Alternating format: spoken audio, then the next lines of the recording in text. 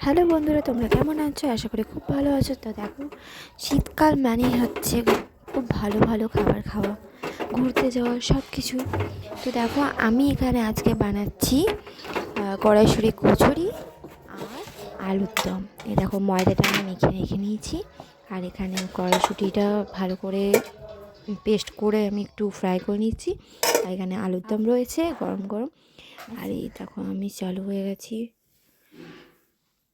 তো দেখো, আমি এখানে রেডি করে নিচ্ছি কচুরিগুলো, ভালো করে পুরো করে বন্ধ করে তারপরে আমি রেডি করে নিচ্ছি।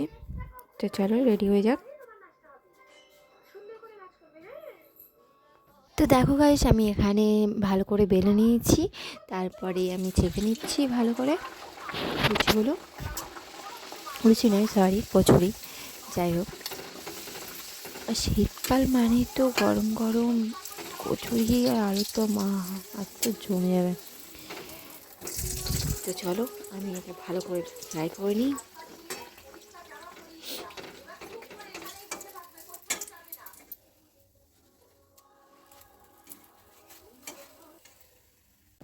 দেখো কত সুন্দর, মানে লাল লাল করে ভেজেছি।